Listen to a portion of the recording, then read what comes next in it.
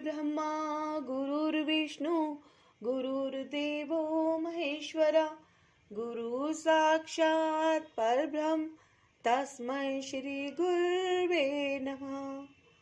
जय गुरु जी, शुक्राना गुरु जी। जय श्री कृष्ण भगवान की। ओम नमो भगवते वासुदेवाय नमः। जय गुरु जी, जय श्री कृष्ण भगवान की जय। आप सभी का स्वागत है गुरुजी ब्लेसिंग कल्याण गीता चैनल पर। और इसमें मैं जो पाठ करने जा रही हूँ वो है श्रीमद् भगवत गीता। तो ये एक बहुत ही इंटरेस्टिंग बात हुई है कि मुझे ये मौका मिला कि मैं गीता का पाठ कर रही हूँ, है ना। और इसकी भी बड़ी इंटरेस्टिंग सी स्टोरी है कि मेरी बेटी तो अपने काम से मार्केट गई थी और वहाँ पर किसी ने उसको ये गीता लेने के लिए कहा कि आप ये ले लो। अब वो तो कहने लगी कि मैं तो नहीं पढ़ रही हूँ, क्योंकि वो तो पढ़ाई कर रही है, छोटी है थोड़ा। तो लेकिन उसके दिमाग में देखो एक थॉट आ गया कि क्यों ना मैं इसे मम्मी को गिफ्ट कर देती हूँ, मम्मी पढ़ लेंगी। तो अब वो मेरे लिए लेके आई। तो शुक्राना है गुरुजी उसके दिमाग में ये थॉट डालने के लिए, और उससे भी बड़ा शुक्राना है मेरे दिमाग में थॉट डालने के लिए कि मैं इसका पाठ करके आप सभी लोगों को सुनाऊं।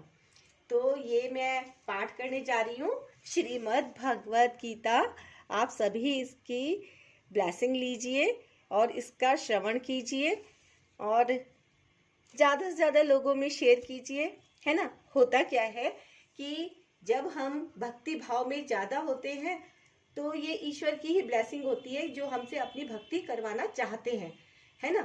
क्योंकि कहते हैं कि अगर ईश्वर नाराज है तो वो किसी का खाना नहीं छीनता है और वो किसी को कुछ नहीं कहते, वो तो सिर्फ उसका वो समय छीन लेते हैं जो भक्ति के लिए निश्चित किया गया होता है। तो उस व्यक्ति के पास फिर भक्ति का समय ही नहीं होता है। तो हम तो बहुत कृपावान हैं कि ईश्वर की कृपा से हमें भक्ति करने का मौका मिल रहा है। मैं इसका पाठ कर रही हूँ और आप लोगों के साथ में इसीलिए शेयर कर रही हूँ कि आप लोग अपने व्यस्त जीवन से भी थोड़ा सा समय निकालकर इसका श्रवण कर लें और इसको आगे औरों के साथ भी शेयर जरूर करें। चाहे आप 2 ही लोगों के साथ शेयर करें, पर शेयर अवश्य करें, है ना। क्योंकि शेयर करने से भी बहुत बड़ा कल्याण होता है। जैसे हम खुद सुन रहे हैं तो हमारा कल्याण तो हो ही रहा है, लेकिन अगर हमारे दिल में ये भावना पैदा हो जाए कि दूसरे का भी कल्याण होना चाहिए तो इससे बड़ी बात और हो ही क्या सकती है ना। क्योंकि हमें मनुष्य योनि यही सोचकर मिली है कि हम खुद का भी कल्याण करें और ये भाव हमारे मन में आए कि दूसरों का भी कल्याण होना बहुत जरूरी है ना। तो हम जैसे गुरुजी से जुड़े हुए हैं तो गुरुजी भी यही चाहते हैं कि सब लोग इकट्ठे मिलकर और परमात्मा का नाम ले। तो आज्ञा लेते हैं गुरुजी से। और मैं जो ये आज पाठ करने जा रही हूँ ये हम स्टार्ट करने जा रहे हैं यहाँ से भूमिका से। तो इसका आप श्रवण कीजिए और एक बार जय गुरु जी बोलिए और ओम नमो भगवते वासुदेवाय नमः। ओम नमो भगवते वासुदेवाय नमः। ओम नमो भगवते वासुदेवाय नमः। हम लेते हैं कृष्ण भगवान की भी ब्लेसिंग और गुरु जी की भी ब्लेसिंग और स्टार्ट करते हैं। मैं घोर अज्ञान के अंधकार में उत्पन्न हुआ था और मेरे गुरु ने अपने ज्ञान रूपी प्रकाश से मेरी आंखें खोल दी। मैं उन्हें सादर नमस्कार करता हूँ।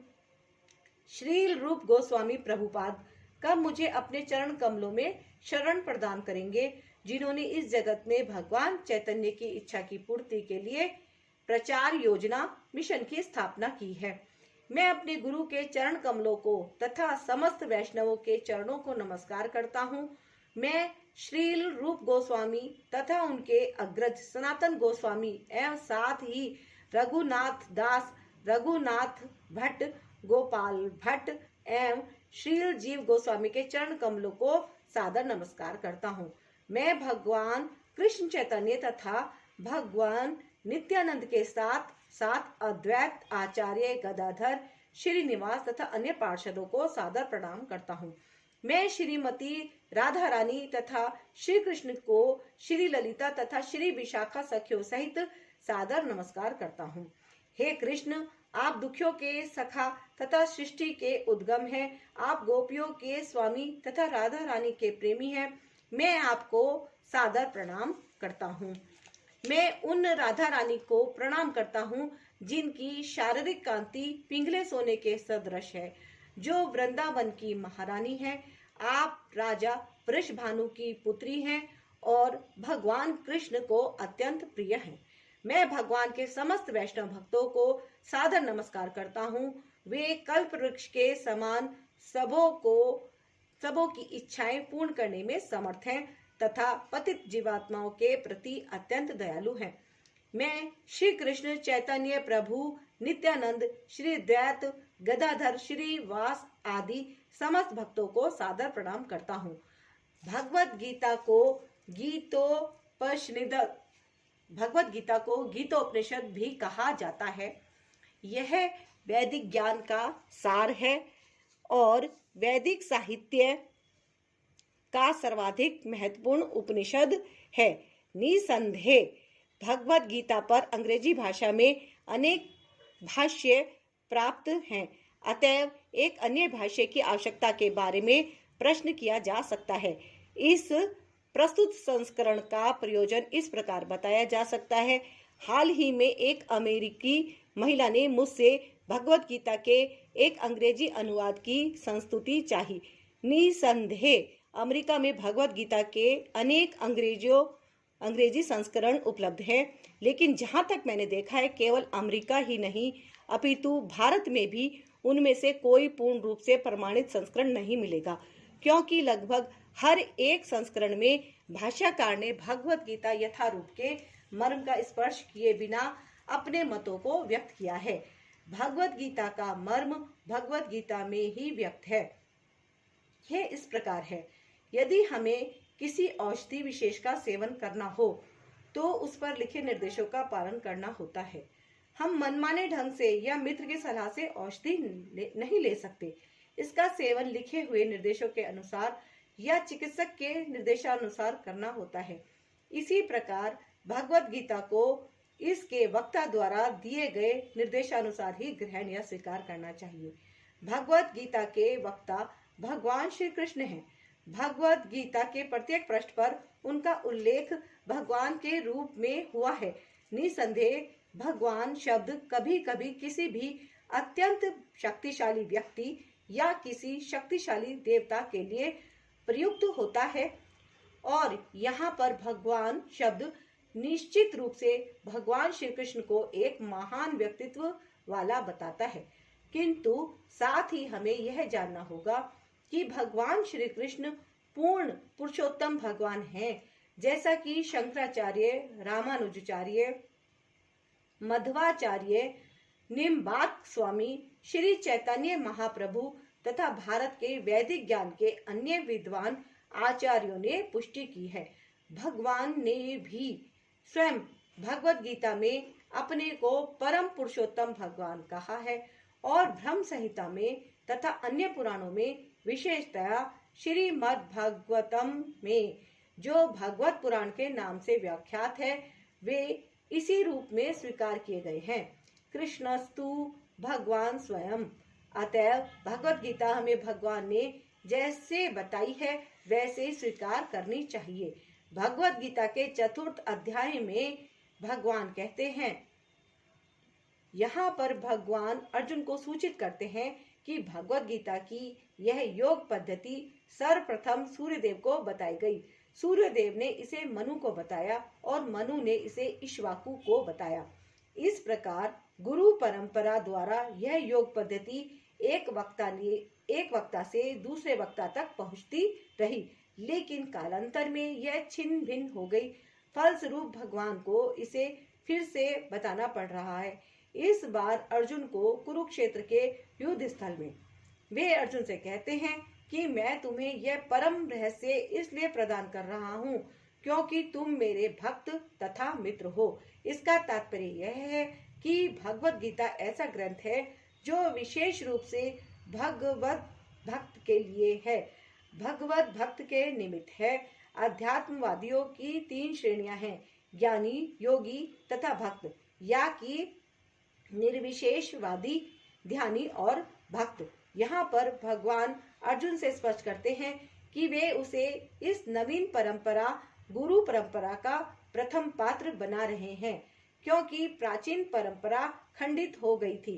अतएव यह भगवान की इच्छा थी कि सूर्यदेव से चली आ रही विचारधारा की दिशा में ही अन्य परंपरा स्थापित की जाए, और उनकी यह इच्छा थी कि उनकी शिक्षा का वितरण अर्जुन द्वारा नए सिरे से हो। वे चाहते थे कि अर्जुन भगवत गीता ज्ञान का प्रमाणिक विद्वान बने। अतएव हम देखते हैं कि भगवत गीता का उपदेश अर्जुन को विशेष रूप से दिया गया, क्योंकि अर्जुन भगवान का एक भक्त, प्रत्यक्ष शिष्य तथा घनिष्ठ मित्र था। अतएव जिस व्यक्ति में अर्जुन जैसे गुण पाए जाते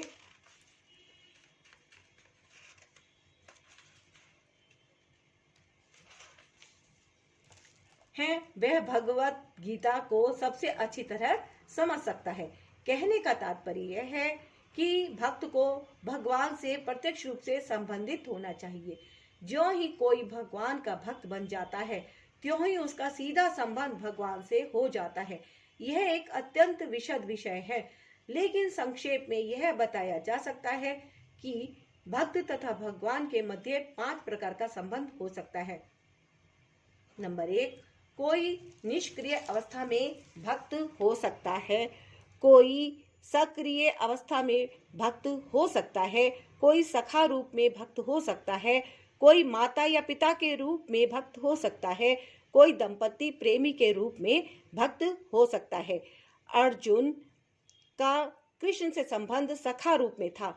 निसंदेह इस मित्रता संख्य भाव तथा भौतिक जगत में पाए जाने वाली मित्रता में आकाश पाताल का अंतर है। यह दिव्य मित्रता है जो हर किसी को प्राप्त नहीं हो सकती। निसंदेह प्रत्येक व्यक्ति का भगवान से सीधा संबंध होता है, और यह संबंध भक्ति की पूर्णता से ही जागृत होता है। किंतु जीवन की वर्तमान अवस्था में हमने न केवल भगवान को भुला दिया है, अपितु हम भगवान के साथ अपने शाश्वत संबंध को भी भूल चुके हैं। लाखों करोड़ों जीवों में से प्रत्येक जीव का भगवान के साथ नित्य विशिष्ट संबंध है। यह स्वरूप कहलाता है। भक्ति योग की प्रक्रिया द्वारा यह स्वरूप जागृत किया जा सकता है। तब यह अवस्था स्वरूप सिद्धि कहलाती है। यह स्वरूप की अर्थात स्वाभाविक या मूलभूत स्थिति की पूर्णता कहलाती है। अतएव अर्जुन भक्त था और वह भगवान के संपर्क में मित्र रूप में था। हमें इस बात पर विशेष ध्यान देना चाहिए कि अर्जुन ने भगवत गीता को किस तरह ग्रहण किया। इसका वर्णन 10वें अध्याय में इस प्रकार हुआ है। अर्जुन ने कहा, आप भगवान परम धाम पवित्रतम परम सत्य हैं।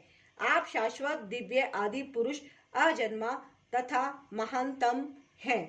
नारद, असित, देवल तथा व्यास जैसे समस्त महामुनि आपके विषय में इस सत्य की पुष्टि करते हैं, और अब आप स्वयं मुझसे इसी की घोषणा कर रहे हैं। हे कृष्ण, आपने जो कुछ कहा है उसे पूर्ण रूप से मैं सत्य मानता हूँ। हे प्रभु, ना तो देवता और ना असुर ही आपके व्यक्तित्व को समझ सकते हैं। भगवान से भगवत गीता सुनने के बाद अर्जुन ने कृष्ण को परम ब्रह्म स्वीकार कर लिया। प्रत्येक जीव ब्रह्म है, लेकिन परम पुरुषोत्तम भगवान परम ब्रह्म है। परम धाम का अर्थ है कि वे सबों के परम आश्रय का आश्रय या धाम है। पवित्रतम का अर्थ है कि वे शुद्ध हैं, भौतिक कल्पमश से मुक्त हैं। पुरुषमम का अर्थ है कि वे परम भोक्ता हैं। शाश्वतम अर्थात आदि सनातन, दिव्यम अर्थात दिव्य, आदि देवम भगवान, अजम अजन्मा तथा विभुम अर्थात महानतम है। कोई ये सोच सकता है कि चूंकि कृष्ण अर्जुन के मित्र थे, अतएव अर्जुन यह सब चाटुकारिता के रूप में कह रहा था। लेकिन अर्जुन भगवत गीता के पाठकों के मन में इस प्रकार के संदेह को दूर करने के लिए अगले श्लोक में इस प्रशंसा की पुष्टि करता है, जब वह यह कहता है कि कृष्ण को मैं ही भगवान नहीं मानता, अपितु नारद, असित देवल तथा व्यास देव जैसे महापुरुष भी भगवान स्वीकार करते हैं। ये सब महापुरुष हैं जो समस्त आचार्यों द्वारा स्वीकृत वैदिक ज्ञान का विवरण प्रचार करते हैं। अतएव अर्जुन श्री कृष्ण से कहता है कि वे जो कुछ भी कहते हैं उसे वह पूर्ण सत्य मानता है। सर्वमेत धृत मन्ये, आप जो कुछ कहते हैं उसे मैं सत्य मानता हूँ। अर्जुन यह भी कहता है कि भगवान के व्यक्तित्व को समझ पाना बहुत कठिन है, यहाँ तक कि बड़े बड़े देवता भी उन्हें नहीं समझ पाते। अतएव मानव मात्र भक्त बने बिना भगवान श्री कृष्ण को कैसे समझ सकता है। अतएव भगवद गीता को भक्ति भाव से ग्रहण करना चाहिए। किसी को यह नहीं सोचना चाहिए कि वह कृष्ण के तुल्य है, न ही यह सोचना चाहिए कि कृष्ण सामान्य पुरुष है या कि एक महान व्यक्तित्व है। भगवान श्री कृष्ण साक्षात पुरुषोत्तम भगवान है। अतएव भगवद गीता के कथनानुसार या भगवद गीता को समझने का प्रयत्न करने वाले अर्जुन के कथनानुसार हमें सिद्धांत रूप में कम से कम इतना तो स्वीकार कर लेना चाहिए कि श्री कृष्ण भगवान हैं और उसी विनीत भाव से हम भगवद गीता को समझ सकते हैं। जब तक कोई भगवद गीता का पाठ विनम्र भाव से नहीं करता है तब तक उसे समझ पाना अत्यंत कठिन है, क्योंकि यह एक महान रहस्य है। जो भगवद गीता क्या है, तो भगवद गीता क्या है? भगवद गीता का प्रयोजन मनुष्य को भौतिक संसार के अज्ञान से उबारना है। प्रत्येक व्यक्ति अनेक प्रकार की कठिनाइयों में फंसा रहता है। जिस प्रकार अर्जुन भी कुरुक्षेत्र में युद्ध करने के लिए कठिनाई में था, अर्जुन ने श्री कृष्ण की शरण ग्रहण कर ली। फलस्वरूप इस भगवद गीता का प्रवचन हुआ। केवल अर्जुन वरन हम में से प्रत्येक व्यक्ति इस भौतिक अस्तित्व के कारण चिंताओं से पूर्ण है। हमारा अस्तित्व ही अनस्तित्व के परिवेश में है। वस्तुतः हमें अनस्तित्व से भयभीत नहीं होना चाहिए। हमारा अस्तित्व सनातन है, लेकिन हम किसी न किसी कारण से असत में डाल दिए गए हैं। असत का अर्थ है उससे है जिसका अस्तित्व नहीं है। असत का अर्थ उससे है जिसका अस्तित्व नहीं है। कष्ट भोगने वाले अनेक मनुष्यों में केवल कुछ ही ऐसे हैं जो वास्तव में यह जानने के जिज्ञासु हैं कि वे क्या हैं, वे इस विषम स्थिति में क्यों डाल दिए गए हैं, आदि आदि। जब तक मनुष्य को अपने कष्टों के विषय में जिज्ञासा नहीं होती तब तक उसे यह अनुभूति नहीं होती। बहुत ही ज्यादा समझने वाली बात है। मैं आप सबको ये एक बार दोबारा से शो कर दूं कि देखिए कितनी अच्छी बात कह रहे हैं। जब तक, क्योंकि हम सब लोग सोचते हैं कि हमारे साथ ऐसा क्यों हो रहा है ना। जब तक मनुष्य को अपने कष्टों के विषय में जिज्ञासा नहीं होती तब तक उसे यह अनुभूति नहीं होती कि वह कष्ट भोगना नहीं अपितु सारे कष्टों का हल ढूंढना चाहता है। तब तक उसे सिद्ध मानव नहीं समझना चाहिए। मानवता तभी शुरू होती है जब मन में इस प्रकार की जिज्ञासा उदित होती है। ब्रह्म सूत्र में इस जिज्ञासा को ब्रह्म जिज्ञासा कहा गया है। अर्थ तो ब्रह्म जिज्ञासा मनुष्य के सारे कार्यकलाप असफल माने जाने चाहिए यदि वह परब्रह्म के स्वभाव के विषय में जिज्ञासा ना करे। अतएव जो लोग यह प्रश्न करना आरंभ कर देते हैं कि वे क्यों कष्ट उठा रहे हैं या वे कहां से आए हैं और मृत्यु के बाद कहां जाएंगे, वे ही भगवत गीता को समझने के सुपात्र विद्यार्थी हैं। निष्ठावान विद्यार्थी में भगवान के प्रति आदर भाव भी होना चाहिए। अर्जुन ऐसा ही विद्यार्थी था। जब मनुष्य के वास्तविक प्रयोजन को भूल जाता है तो भगवान कृष्ण विशेष रूप से उसी उद्देश्य की पुनर्स्थापना के लिए अवतार लेते हैं। तब भी असंख्य जागृत हुए लोगों में से कोई एक होता है जो वास्तव में अपनी स्थिति को जान पाता है और यह भगवद गीता उसी के लिए कही गई है।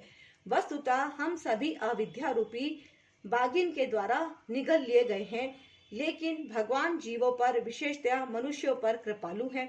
इसी उद्देश्य में उन्होंने अपने मित्र अर्जुन को अपना शिष्य बनाकर भगवद गीता का प्रवचन किया।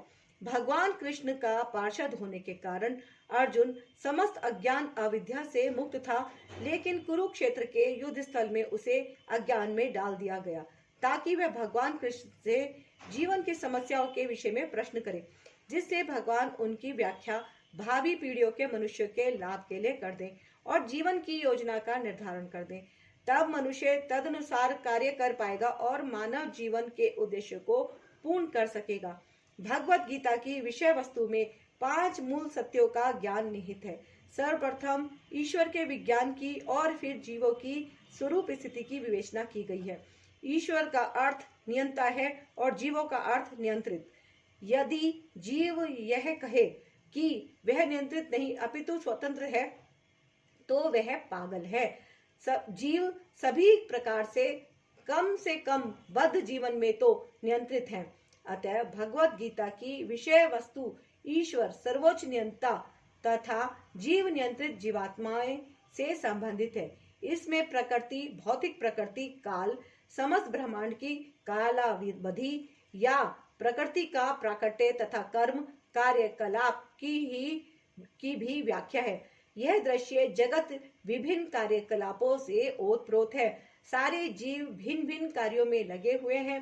भगवत गीता से हमें अवश्य सीखना चाहिए कि ईश्वर क्या है, जीव क्या है, प्रकृति क्या है, दृश्य जगत क्या है, यह काल द्वारा किस प्रकार नियंत्रित किया जाता है और जीवों के कार्यकलाप क्या हैं। भगवत गीता के इन 5 मूलभूत विषयों में से इसकी स्थापना की गई है कि भगवान अथवा कृष्ण अथवा ब्रह्म या परमात्मा अथवा परम नियंता, आप जो चाहे कह लें, सबसे श्रेष्ठ है।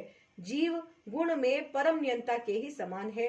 उदाहरण जैसा कि भगवत गीता के विभिन्न अध्यायों में बताया जाएगा, भगवान भौतिक प्रकृति के समस्त कार्यों के ऊपर नियंत्रण रखते हैं।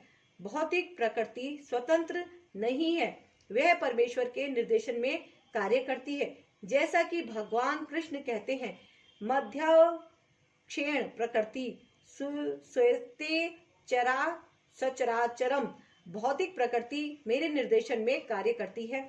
जब हम दृश्य जगत में आश्चर्यजनक घटनाएं घटते देखते हैं तो हमें यह जानना चाहिए कि इस दृश्य जगत के पीछे एक नियंता है। बिना नियंत्रण के किसी का प्रकट होना संभव नहीं।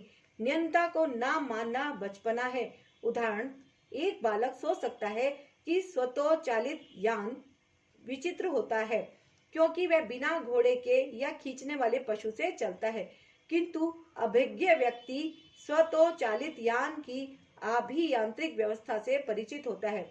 वह सदैव जानता है कि इस यंत्र के पीछे एक व्यक्ति, एक चालक होता है। इसी प्रकार परमेश्वर वह चालक है जिसके निर्देशन में सब कार्य हो रहा है। भगवान ने जीवों को अपने अंश रूप में स्वीकार किया है, जैसे कि हम अगले अध्यायों में देखेंगे। सोने का एक कण भी सोना है, समुद्र के जल की बूंद भी खारी होती है। इसी प्रकार हम जीव भी परम नियंता ईश्वर या भगवान श्री कृष्ण के अंश होने के कारण सूक्ष्म आत्मा में परमेश्वर के सभी गुणों से युक्त होते हैं। क्योंकि हम सूक्ष्म ईश्वर या अधीनस्थ ईश्वर हैं, हम प्रकृति पर नियंत्रण करने का प्रयास कर रहे हैं। जैसे कि वर्तमान में हम अंतरिक्ष या ग्रहों को वश में करना चाहते हैं और हम में नियंत्रण रखने की यह प्रवृत्ति इसलिए है क्योंकि यह कृष्ण में भी है। यद्यपि हम में भौतिक प्रकृति का प्रभुत्व जमाने की प्रवृत्ति होती है, लेकिन हमें यह जानना चाहिए कि हम परम नियंता नहीं हैं। इसकी व्याख्या भगवत गीता में की गई है। भौतिक प्रकृति क्या है? गीता में इसकी भी व्याख्या अपरा प्रकृति के रूप में हुई है।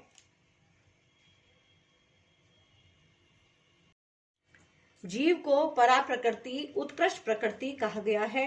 प्रकृति चाहे परा हो या अपरा, सदैव नियंत्रण में रहती है। प्रकृति स्त्री स्वरूपा है और वह भगवान द्वारा उसी प्रकार नियंत्रित होती है जिस प्रकार पत्नी अपने पति द्वारा। प्रकृति सदैव अधीन रहती है, उस पर भगवान का प्रभुत्व रहता है क्योंकि भगवान ही नियंत्रक हैं। जीव तथा भौतिक प्रकृति दोनों ही परमेश्वर द्वारा अधिशासित एवं नियंत्रित होते हैं। गीता के अनुसार यद्यपि सारे जीव परमेश्वर के अंश हैं, लेकिन वे प्रकृति ही माने जाते हैं। इसका स्पष्ट उल्लेख भगवत गीता के 7वें अध्याय में हुआ है। यह भौतिक प्रकृति मेरी अपरा प्रकृति है, लेकिन इससे भी परे दूसरी प्रकृति है, जीव भूताम अर्थात जीव है। भौतिक प्रकृति 3 गुणों से निर्मित है, सतोगुण, रजोगुण तथा तमोगुण। इन गुणों के ऊपर नित्य काल है और इन प्रकृति के गुणों तथा नित्य काल के नियंत्रण व संयोग से अनेक कार्यकलाप होते हैं जो कर्म कहलाते हैं। वे कार्यकलाप अनादिकाल से चले आ रहे हैं और हम सभी अपने कार्यकलाप कर्मों के फलस्वरूप सुख या दुख भोग रहे हैं। उदाहरण, मान लें कि मैं व्यापारी हूँ और मैंने बुद्धि के बल पर कठोर परिश्रम किया है और बहुत संपत्ति संचित कर ली है, तब मैं संपत्ति के सुख का भोगता हूँ। किंतु यदि मान लें कि व्यापार में हानि से मेरा सब धन जाता रहा तो मैं दुख का भोगता हो जाता हूँ। इस प्रकार जीवन के प्रत्येक क्षेत्र में हम अपने कर्म के फल का सुख भोगते हैं या उसका कष्ट उठाते हैं, यह कर्म कहलाता है। ईश्वर, जीव, प्रकृति, काल तथा कर्म, इन सब की व्याख्या भगवत गीता में हुई है। इन पांचों में से ईश्वर, जीव, प्रकृति तथा काल शाश्वत है। प्रकृति की अभिव्यक्ति अस्थायी हो सकती है, परंतु यह मिथ्या नहीं है। कोई दार्शनिक कहते हैं कि प्रकृति की अभिव्यक्ति मिथ्या है, लेकिन भगवत गीता या वैष्णव के दर्शन के अनुसार ऐसा नहीं है। जगत की अभिव्यक्ति को मिथ्या नहीं माना जाता, इसे वास्तविक किंतु अस्थायी माना जाता है। यह उस बादल के सदृश है जो आकाश में घूमता रहता है या वर्षा ऋतु के आगमन के समान है, जो अन्न का पोषण करती है। ज्यों ही वर्षा ऋतु समाप्त होती है और बादल चले जाते हैं, त्यों ही वर्षा द्वारा पोषित सारी फसल सूख जाती है। इसी प्रकार यह भौतिक अभिव्यक्ति एक निश्चित अंतराल में होती है, कुछ काल तक ठहरती है और फिर लुप्त हो जाती है। प्रकृति इस रूप में कार्यशील है, लेकिन यह चक्र निरंतर चलता रहता है, इसलिए प्रकृति शाश्वत है, मिथ्या नहीं है। भगवान इसे मेरी प्रकृति कहते हैं। यह भौतिक प्रकृति अपरा प्रकृति परमेश्वर की भिन्न शक्ति है। इसी प्रकार जीव भी परमेश्वर की शक्ति है, किंतु वे विलग नहीं है, अपितु भगवान से नित्य संबंध है। इस तरह भगवान, जीव, प्रकृति तथा काल, ये सब परस्पर संबंधित हैं और सभी शाश्वत हैं, लेकिन दूसरे काल से अपने शुभ अशुभ कर्म फलों को भोग रहे हैं। किंतु साथ ही हम अपने कर्मों के फल को बदल भी सकते हैं और यह परिवर्तन हमारे ज्ञान की पूर्णता पर निर्भर करता है। हम विविध प्रकार के कर्मों में व्यस्त रहते हैं। निसंदेह हम यह नहीं जानते कि किस प्रकार के कर्म करने से हम कर्म फल से राहत प्राप्त कर सकते हैं, लेकिन भगवत गीता में इसका वर्णन हुआ है। अर्थात परम ईश्वर की स्थिति परम चेतना स्वरूप है। जीव भी ईश्वर के अंश होने के कारण चेतन है।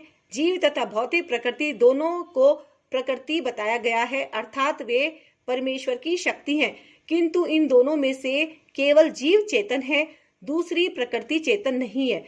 यही अंतर है। इसलिए जीव प्रकृति परा या उत्कृष्ट कहलाती है, क्योंकि जीव भगवान जैसी चेतना से युक्त है, लेकिन भगवान की चेतना परम है और किसी को यह नहीं कहना चाहिए कि जीव भी परम चेतन है। जीव कभी भी, यहाँ तक कि अपनी सिद्ध अवस्था में भी परम चेतन नहीं हो सकता और यह सिद्धांत भ्रामक है कि जीव परम चेतन हो सकता है। यह चेतन तो हो सकता है, लेकिन पूर्ण या परम चेतन नहीं। जीव तथा ईश्वर का अंतर भगवत गीता के 13वें अध्याय में बताया जाएगा। ईश्वर क्षेत्रज्ञ व चेतन है, जैसा कि जीव भी है, लेकिन जीव केवल अपने शरीर के प्रति सचेत रहता है, जबकि भगवान समस्त शरीरों के प्रति सचेत रहते हैं। चूंकि वे प्रत्येक जीव के हृदय में वास करते हैं, अतः वे जीव विशेष की मानसिक गतिशीलता से परिचित हैं। हमें यह नहीं भूलना चाहिए, यह भी बताया गया है कि परमात्मा प्रत्येक जीव के हृदय में ईश्वर या नियंता के रूप में वास कर रहे हैं और जैसा जीव चाहता है वैसा करने के लिए जीव को निर्देशित करते रहते हैं। जीव भूल जाता है कि उसे क्या करना है। पहले तो वह किसी एक विधि से कर्म करने का संकल्प करता है, लेकिन फिर वह अपने ही कर्म की क्रियाओं और प्रतिक्रियाओं में उलझ जाता है। एक प्रकार का शरीर त्यागने के बाद वह दूसरा शरीर ग्रहण करता है। जिस प्रकार हम वस्त्र उतारते तथा पहनते रहते हैं, इसी प्रकार जब आत्मा देहांतरण कर जाता है तब उसे अपने विगत पूर्वकृत कर्मों का फल भोगना पड़ता है। ये कार्यकलाप तभी बदल सकते हैं जब जीव सतोगुण में स्थित हो और यह समझे कि उसे कौन से कर्म करने चाहिए। यदि वह ऐसा करता है तो उसके विगत पूर्वकृत कर्मों के सारे फल बदल जाते हैं। फलस्वरूप कर्म शाश्वत नहीं है। इसलिए हमने यह कहा है कि पांचों ईश्वर, जीव, प्रकृति, काल तथा कर्म में से 4 शाश्वत हैं, कर्म शाश्वत नहीं है। परम चेतन ईश्वर जीव से इस मामले में समान है। भगवान तथा जीव दोनों की चेतनाएं दिव्य हैं। यह चेतना पदार्थ के प्रयोग से उत्पन्न नहीं होती है, ऐसा सोचना भ्रांति मूलक है। भगवत गीता इस सिद्धांत को स्वीकार नहीं करती कि चेतना भौतिक संयोग की किन्हीं परिस्थितियों में उत्पन्न होती है। यह चेतना भौतिक परिस्थितियों के आवरण के कारण विकृत रूप से प्रतिबिंबित हो सकती है। जिस प्रकार रंगीन कांच से परावर्तित प्रकाश उसी रंग का प्रतीत होता है, परंतु भगवान की चेतना भौतिकता से प्रभावित नहीं होती। भगवान कहते हैं, मध्याक्षेण प्रकृति, जब वे इस भौतिक जगत में अवतरित होते हैं तो उनकी चेतना पर भौतिक प्रभाव नहीं पड़ता। यदि वे इस तरह प्रभावित होते तो दिव्य विषयों के संबंध में उस तरह बोलने के अधिकारी ना होते, जैसा कि भगवत गीता में बोलते हैं। भौतिक कलमश ग्रस्त चेतना से मुक्त हुए बिना कोई दिव्य जगत के विषय में कुछ नहीं कह सकता। अतः भगवान भौतिक दृष्टि से दूषित नहीं है, परंतु हमारी चेतना अभी भौतिक कलमश से दूषित है। भगवत गीता शिक्षा देती है कि हमें इस कलुषित चेतना को शुद्ध करना है। शुद्ध चेतना होने पर हमारे सारे कर्म ईश्वर की इच्छा अनुसार होंगे और इससे हम सुखी हो सकेंगे। ऐसा नहीं है कि हमें अपने सारे कार्य बंद कर देने चाहिए, अपितु हमें अपने कर्मों को शुद्ध करना चाहिए और शुद्ध कर्म भक्ति कहलाते हैं। भक्ति में कर्म सामान्य कर्म प्रतीत होते हैं, किंतु वे कलुषित नहीं होते। एक अज्ञानी व्यक्ति भक्त को सामान्य व्यक्ति की भांति कर्म करते देख सकता है, किंतु ऐसा मूर्ख यह नहीं समझता कि भक्त या भगवान के कर्म अशुद्ध चेतना या पदार्थ से कलुषित नहीं होते, वे त्रिगुणातीत होते हैं। जो भी हो, हमें यह जान लेना चाहिए कि अभी हमारी चेतना कलुषित है। आज के लिए बस इतना ही, और लेते हैं हम अब आज्ञा। गुरुजी से भी आज्ञा लेते हैं और कृष्ण भगवान से भी आज्ञा लेते हैं। जय गुरुजी, शुक्राना गुरुजी। ओम नमः शिवाय। शिव जी सदा सहाय। ओम नमः शिवाय। गुरुजी सदा सहाय। और कृष्ण भगवान से भी आज्ञा ले लेते हैं। ओम नमो भगवते वासुदेवाय। और आपसे मैं रिक्वेस्ट करती हूँ, निवेदन करती हूँ कि आपने जो ये वीडियो को पूरा वॉच किया है, इसके लिए तो आपका बहुत धन्यवाद है। और वीडियो के अंत में आपसे निवेदन इस प्रकार है कि ज़्यादा से ज़्यादा वीडियो को शेयर कीजिएगा। अगर आप चैनल पर पहली बार आए हैं तो चैनल को सब्सक्राइब जरूर कीजिएगा। गुरुजी ब्लेसिंग कल्याण गीता चैनल को सब्सक्राइब करके यूट्यूब फैमिली के मेरे गुरु परिवार के सदस्य बनिएगा। और मैं आप सबके लिए गुरुजी से अरदास करती हूँ और कृष्ण भगवान से भी अरदास करती हूँ, प्रार्थना करती हूँ कि ये मेरी यूट्यूब फैमिली पूरी तरह से सुखी रहे और हम सब लोग सदा खुश रहें, है ना। खुशी बांटने से खुशी बढ़ती है। तो वीडियो को लाइक कीजिएगा, शेयर कीजिएगा, चैनल को सब्सक्राइब कीजिएगा। चलती हूँ मैं, आज्ञा। जय श्री कृष्ण।